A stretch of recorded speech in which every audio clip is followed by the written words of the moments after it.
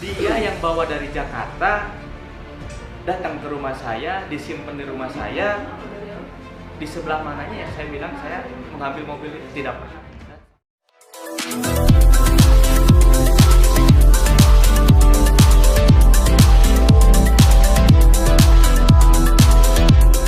Jangan lupa ya di-subscribe dan nyalakan lonceng notifikasinya. Bang, hari ini kehadiran Bang Kasyan menjelaskan kasus yang membuat agak sedikit rumit. Bagaimana Bang? Ya, pada hari ini kita menyampaikan kepada teman-teman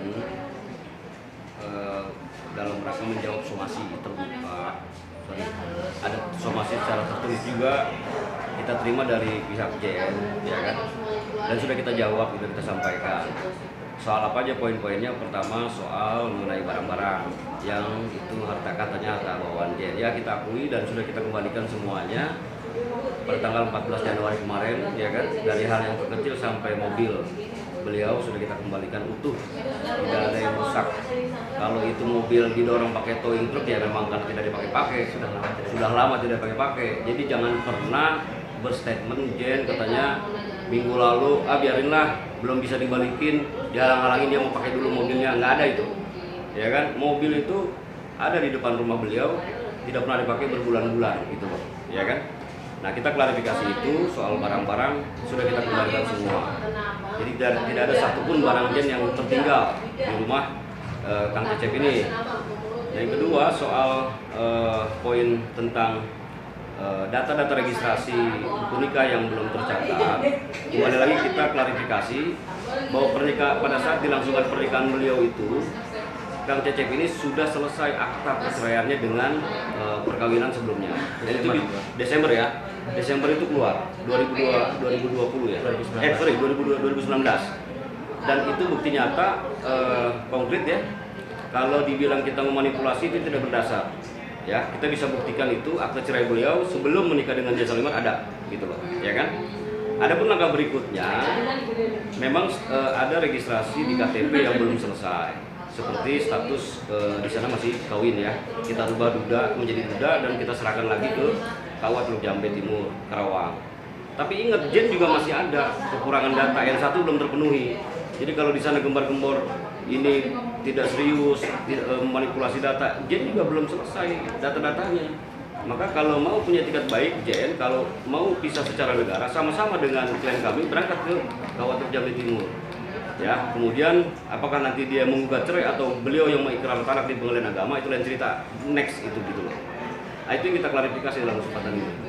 Tambahan Pak Heri. Saya tambahkan juga soal ini ya, soal adanya pernyataan-pernyataan yang terkesan menyudutkan klien kami menyangkut sebuah proses registrasi di KUA Karawang. Itu diberikan somasi kepada klien kami bahwa ada perbuatan melawan hukum dilakukan. Itu jelas kami bantah karena itu dilakukan secara benar dan tepat. Persoalan belum terregister karena memang ada syarat yang dimintakan oleh KUA Karawang yang belum terpenuhi. Itu hanya menyangkut satu item dalam klien kami. Dan pelaksanaan pernikahan juga itu kan dilaksanakan oleh KUA. Jadi nggak mungkin KUA mau melaksanakan pernikahan kalau syarat dia untuk dinikahkan itu belum terpenuhi atau dia belum berstatus duda. Kan sudah disertakan akta perceraian yang dipermasalahkan. KUA lebih teliti dalam memeriksa berkas-berkas calon pengantin. Jadi kalau ada pernyataan-pernyataan merasa tertipu dan lain sebagainya, berarti dia meragukan ketelitian dari pihak KUA Karawang. Karena klien kami kan hanya memberikan apa yang diminta oleh pihak yang melakukan pernikahan pada waktu itu, yang menjadi diutus oleh pihak KUA Karawang. Nah, kalau hal-hal lain menyangkut putusnya perkawinan, kami tidak punya kapasitas untuk menanggapi. Kan mereka mengklaim bahwa sudah putus, sudah jatuh talak. Kami agak bingung menanggapi itu. Kenapa? Karena itu peristiwa dua orang yang hidup dalam satu atap sebagai suami dan istri. Terjadi perselisihan, mereka bertengkar hebat. Kemudian ada katanya ucapan yang dilakukan oleh pihak klien kami, ya hanya mereka berdua lah yang tahu kenapa hal itu terjadi. Apakah itu sudah menjadi parameter atau dasar putusnya sebuah perkawinan Islam? Kami tidak berani menanggapi itu karena di luar kemampuan kami. Jadi tentu yang lebih pas menjawab itu adalah ahli atau ilmu syariat Islam atau ulama daripada kami. Kalau kami hanya melihat bahwa peristiwa pernikahan itu sudah selesai. Persoalan belum terregister itu hanya sebatas proses karena adanya syarat yang kurang, dan tadi dijelaskan oleh rekan saya, syarat itu tidak cuma menyangkut dari klien kami, tapi juga ada 2 syarat yang dimintakan oleh pihak bahwa kepada mempelai wanita waktu itu ya. Kira-kira seperti itu. Mas Arsyad, mungkin sampai terlontar ucapannya bahwa mobilnya diambil oleh Mas Arsyad tuh sebenarnya seperti apa sih, Mas? Saya bingung juga diambil sama saya, diambil dari mana? Orang dia yang bawa dari Jakarta simpen di rumah saya kok diambil dari mana? Iya, masuk akal. Jadi itu bahasa-bahasa yang tidak masuk di akal. Dia yang bawa dari Jakarta datang ke rumah saya, disimpan di rumah saya. Di sebelah mananya yang saya bilang saya mengambil mobil itu tidak pernah. Dan sampai detik kemarin pengembalian pun sudah sangat jelas, sudah sangat terang benerang bahwa tidak ada yang menghalang-halangi itu. Lagian itu hal biasa juga sih, pernikahan janda dan duda ya, pasti yang janda punya harta, yang duda punya harta, mereka menikah bersatu dalam satu rumah, yang harta bawaan janda dibawanya. Mana mungkin yang si suami nyuruh ambil barang lu kemari atau dia ngambil ke sana. Saya yakin klien saya masih punya etika, terlalu berlebihan lah. Ya. Tapi masih sempat komunikasi sebelumnya dibilang mobilnya ditahan. Saya sudah tidak ada komunikasi lagi dengan dia. Terakhir komunikasi itu tanggal 5 Desember. Itu sudah terakhir. Jadi yang kemarin ngambil mobilnya jadi langsung atau dilakukan? Kemarin yang ngambil mobil itu dikuasakan. Katanya didampingi kuasa hukumnya.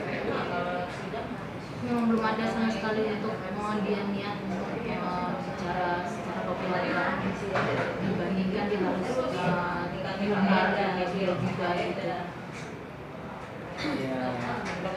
Tetap. Ya itu yang kita sesali. Harusnya kan dia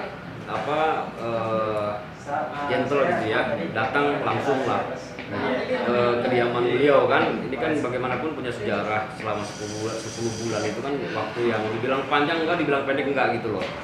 Mereka satu atau 10 bulan datanglah langsung. Kita sesali juga, walaupun tidak masalah, cuman kita sesali kan lebih gentle dia datang, ya kan, datang baik-baik, dia pergi baik-baik. Manusia kan datang dengan muka pulang dengan punggung kan begitu. Peribahasa mengatakan ya enggak. Ya, apalagi kuasa hukumnya kan memberi waktu kita 7 hari dalam somasi.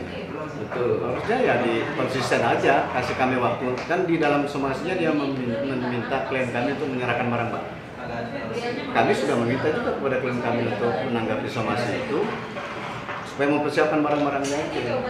Nah, belum sampai 7 hari yang dikasih waktu kepada kami, dan bahkan kami belum sempat menanggapi sudah datang untuk mengambil. Yang itu pun juga kami tidak mempermasalahkan, ya silakan, itu hak mereka karena memang barang mereka. Tapi ya artinya ya kita punya sikap tersendiri lah atas perilaku seperti itu. Terakhir Mas Arsyad, mungkin ada sesuatu yang pengen diucapkan ke Mas Jen agar kayaknya jadi terlalu belit-belit bahasanya kan bisa. Ya pesan saya sama Jen, udahlah nggak usah cari perhatian, nggak usah membuat statement-statement yang tidak bisa dipertanggungjawabkan gitu kan. Dari mulai statement awal sampai kemarin, mana yang bisa dia pertanggungjawabkan? Semuanya kan tidak mendasar. Semuanya saya buktikan bahwa saya itu tidak sesuai dengan apa yang dia ucapkan. Contoh menghalangi itu kan mana tidak ada, tidak terbukti. Gitu. Saya menipu mana tidak terbukti juga.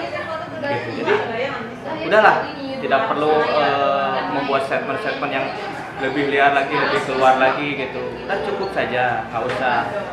Apalagi ini menyangkut masalah dapur lah ya, masalah pribadi. Saya rasa tidak perlulah dengan begitu. Tidak perlu untuk menyalahkan orang lain untuk kita terlihat benar, itu aja. Ya saya tambahan ya soal ini ya.